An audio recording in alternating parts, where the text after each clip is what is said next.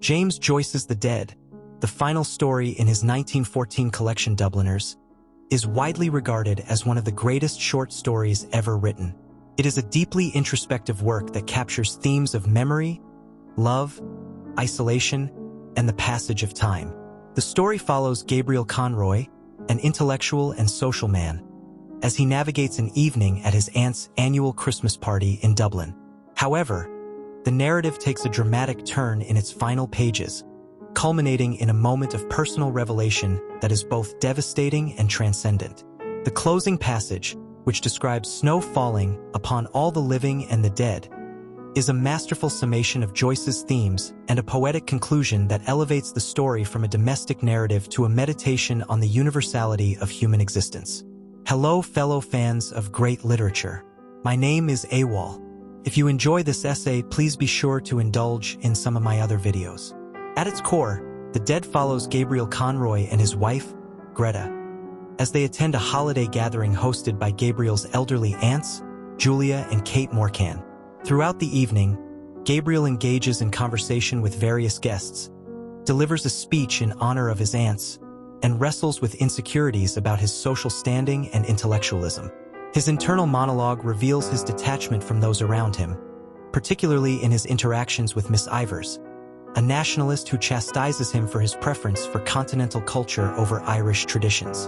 The evening unfolds with performances, dancing, and conversation, all contributing to the warm, nostalgic atmosphere. However, the tone shifts dramatically when Gabriel and Gretta return to their hotel room. Gretta is deeply moved by a song she heard earlier in the evening, The Lass of Aughrim, which reminds her of Michael Fury, a young man who loved her and tragically died at a young age.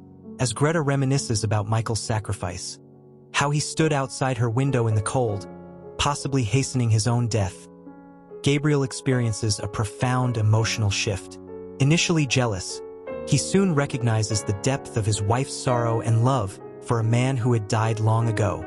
Joyce's writing style in The Dead is characterized by his signature modernist techniques: stream of consciousness, subtle symbolism, and an acute attention to detail.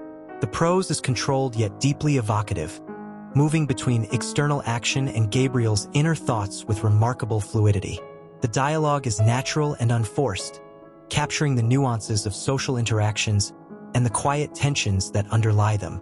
A hallmark of Joyce's style in this story is his use of free indirect discourse, which allows readers to see the world through Gabriel's perspective without direct first-person narration.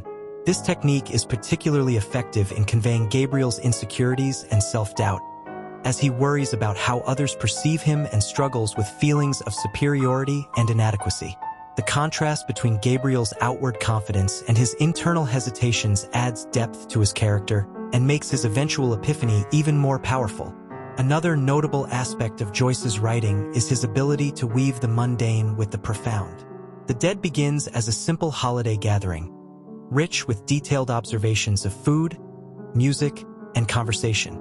Yet, by the end, the story transcends its setting and becomes a meditation on mortality, love, and the passage of time.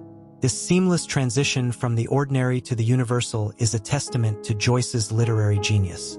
The final passage of The Dead is one of the most famous in literary history.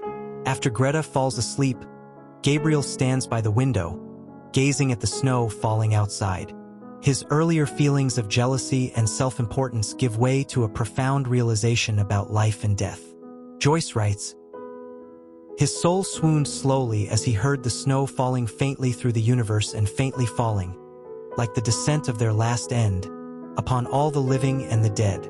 This moment of epiphany is central to the story's meaning. Gabriel understands, perhaps for the first time, the vastness of human experience and the inevitable nature of death. He realizes that he, too, is part of this cycle, no more significant than Michael Fury, no more alive than the countless others who have come before him and those who will follow. The snow, which blankets Ireland indiscriminately, becomes a powerful symbol of unity, suggesting that the distinctions between past and present, living and dead, are ultimately illusory. Joyce's choice to end The Dead with such a sweeping, poetic vision underscores the story's existential themes. Gabriel, who has spent much of the evening concerned with trivial social matters and his own self-image, is now confronted with a humbling truth. Life is fleeting, love endures beyond death, and all humans share the same inevitable fate. The snow's impartiality serves as a reminder of this universality. It covers both the vibrant city and the churchyard where Michael Fury lies buried, emphasizing that in the end, all are equal before time. The Dead is a remarkable exploration of human emotion, memory, and the inexorable passage of time. Joyce's ability to transform a seemingly ordinary evening into a profound meditation on life and death is what makes the story so powerful. Gabriel's journey from self-absorption to epiphany is both deeply personal and universally relatable, mirroring the quiet realizations that come to all people as they confront their own mortality. The closing image of snow falling upon all the living and the dead serves as an unforgettable conclusion, encapsulating the story's themes with haunting beauty. In this final moment, Joyce invites the reader to reflect on their own place in the world, their own connections to the past, and the inevitability of time's passage. Few stories achieve such a perfect balance of the intimate and the universal, and it is this delicate interplay that cements The Dead as one of the greatest achievements in modern literature. If you enjoyed this essay, please be sure to subscribe. Have a dreamy day.